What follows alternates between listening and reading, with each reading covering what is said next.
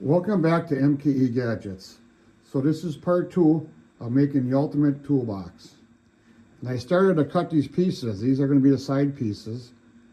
This is stock that's 75 inches long. Here's a section view of it. This is 3/8 thick and both legs are 3 inches. So after I cut this stock to length and I was moving around the shop, I realized they're pretty heavy. They weigh around 50 pounds a piece. And if I have 2 legs, that's 100 pounds, and a cross member between them, and all the other parts, this thing's gonna weigh a couple 100 pounds. And it's really hard for me by myself to take this over to the mill where I wanna do some drilling and tapping, and take it to the saw and weld it, and carry it out of the shop to the powder coater and back. So I realized that the stock was too thick. So I'll show you what I went to. So this is a stock I'm going to use. It's 3/16 thick and 2 inches leg. In comparison, this is the stock I was going to use. So this I'm going to put it back on my stock rack, and I think I'm going to make a router table in the future. Probably way in the future, so you might see that. So I have quite a few pieces of stock, and I want to cut a 45-degree miter here. I got my combination square set, an 18-incher, and that measures off of this edge to the edge of the stock. That way all my corners will be the same. Let me reposition you and we'll start cutting some stock.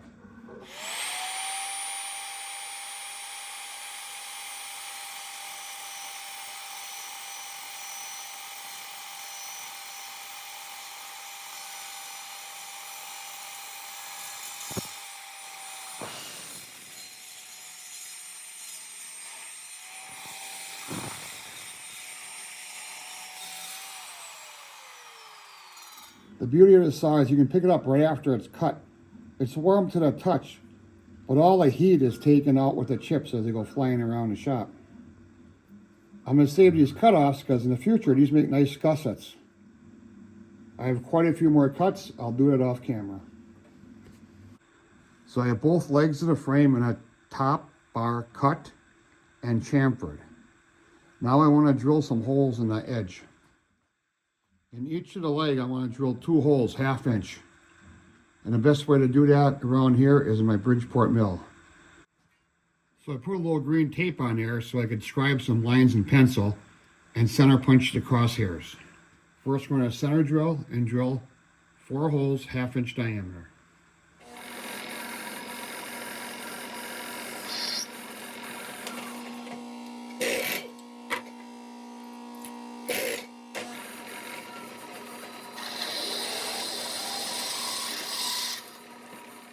Three more holes to drill.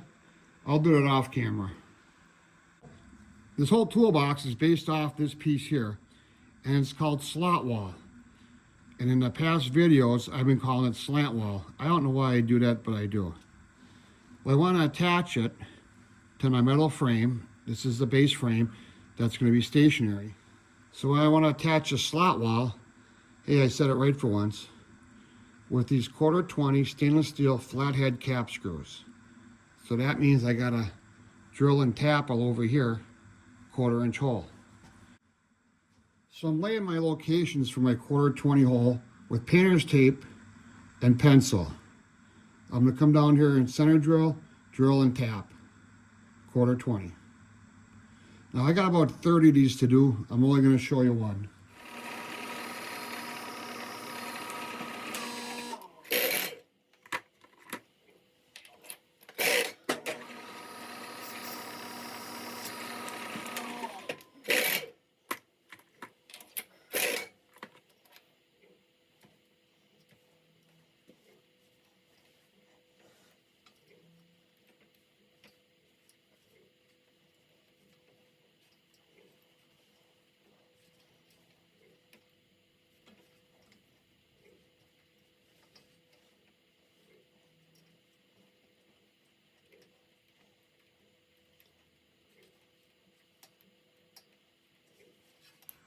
With that done, just about 20 more to go, maybe 30.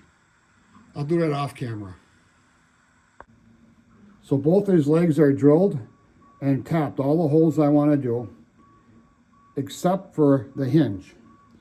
And I really want to weld this together and get going on this project. So I have 4 of these used door hinges, and I save used door hinges for projects like this. And I want to bolt them on to here. So on these hinges, I'm just going to use the outside holes, not the 2 center holes. So if I pull the pin out, each pin comes in half, and that's 4 holes. So if I have 4 hinges, that's 16 holes, and I really want to lay it out as accurate as I can. Any air in mounting these hinges could cause the doors to bind and not open or close properly. So how do I drill all these holes accurately? So here's a piece of angle iron I want to use, and I take the hinge and I scribe the 2 lines, but I got to do that repeating, and I got to center punch, drill, and tap. There's got to be a better way. So I 3D print a fixture that sits right there, and then with a transfer punch, I can come there and transfer those 2 hole locations.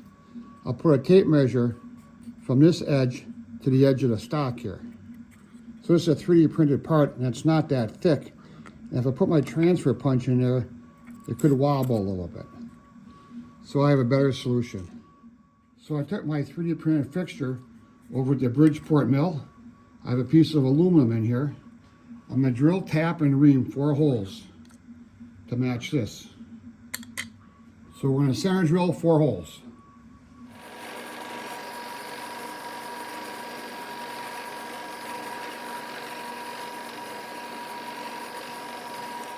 Now we're going to drill all holes 16/64. That's a little bit under 1/4 inch.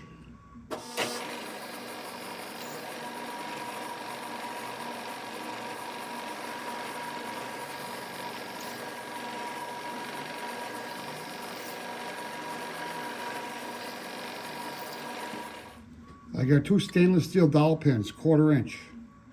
I'm going to ream the holes 249, 1 thou undersize. That should give me a nice press fit.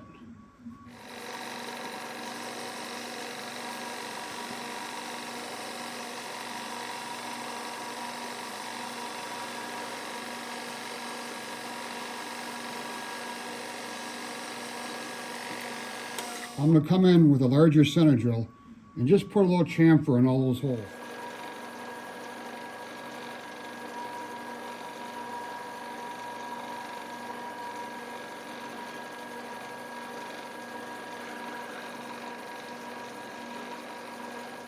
With the center drill still installed, I'm just going to press in the pins.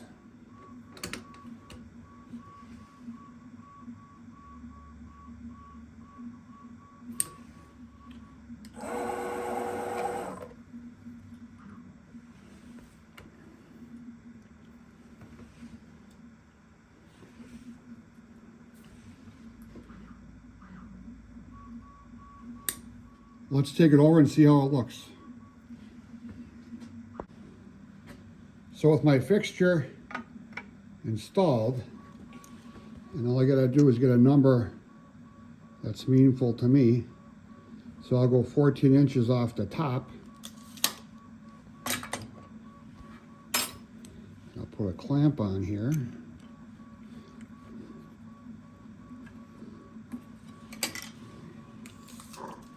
And then I'll check my 14 inches one more time, right where I want to be. Make sure those 2 gauge pins are tight against there. And now I hit it with a 1/4 inch transfer punch.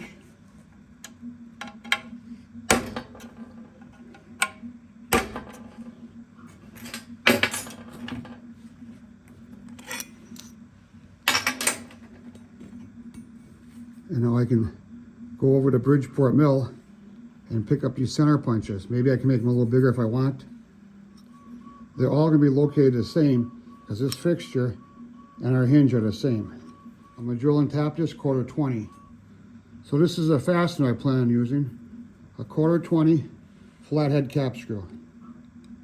And that will fit in there pretty good. I might have to come back and chamfer these holes a little bit. but we won't know that till everything's installed. That'll be the easiest part of the whole project.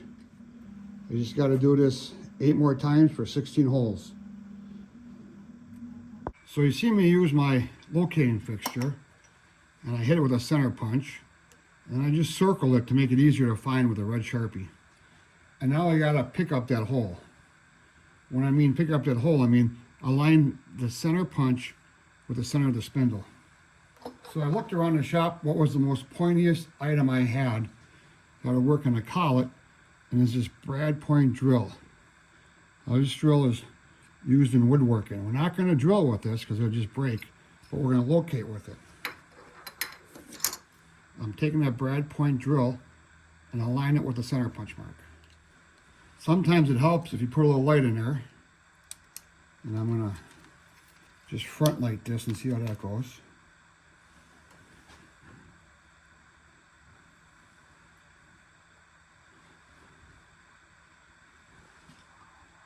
So this angle, it looks like I'm off, but I gotta look straight on. And I believe I'm there. Now I'm gonna turn this drill 90 degrees and look down at it this way.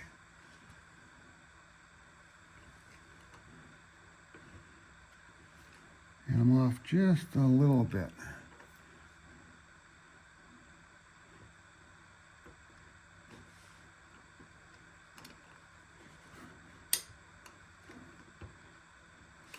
Okay, now I'm going to turn it back 90 this way. And that looks really good. So here's the biggest brad point drill I got. I'm just trying to get that point lined up with the center punch. It's a little bit tedious because you got to go back and forth, but if you take your time, you're going to get the best results. Okay, I found the center, and I moved off 15 thousandths just to show you what I'm looking at. I don't know if you can see that tip. As soon as it goes into that punch mark, the drill is going to move over to the right. Can you see that? It's very, very subtle.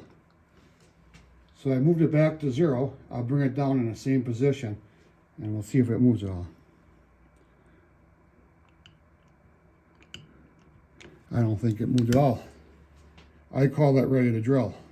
The proof is in the pudding. I'm going to come with a center drill and drill out that punch mark.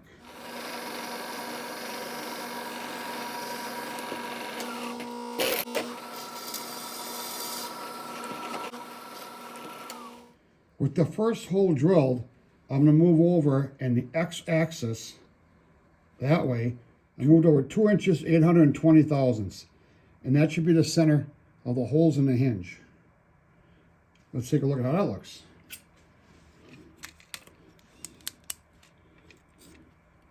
A little more light on the subject.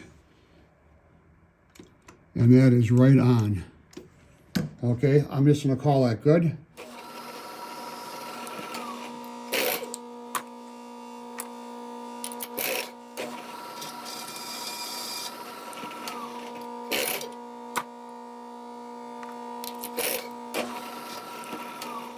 The material here is 3/16 thick.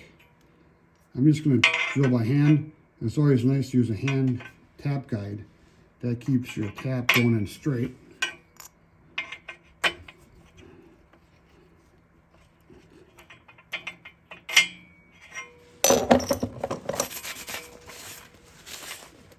I have half my hinge. We'll put that on there. And my stainless steel cap screw.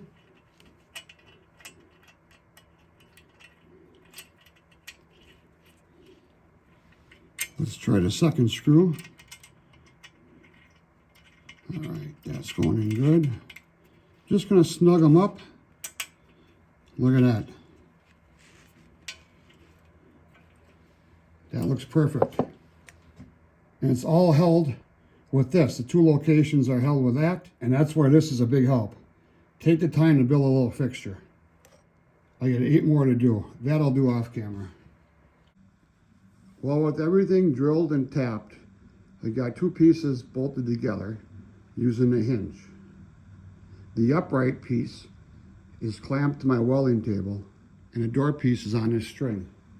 So if you pull it, we can see how it swings open. So taking my time to lay out these hinge locations really paid off, because all 4 hinges work without a problem. So this is the upright that's going to be bolted to the table, and this is the frame that's going to be the door. I think we're ready for welding. So as I weld this all together, and there's always time to let it cool, I'll remove all my tools off my old board. This is a piece of plywood that will be repurposed into something else. And this is the last time you're ever going to see this board like this. So this is MKE Gadgets. Thanks for following along. Part 2 of the ultimate toolbox build. Stay tuned for 3, where things heat up a little bit. And please support my channel by subscribing. I'm trying to get to 1 million subscribers by the end of the year. Thanks. We'll see you tomorrow.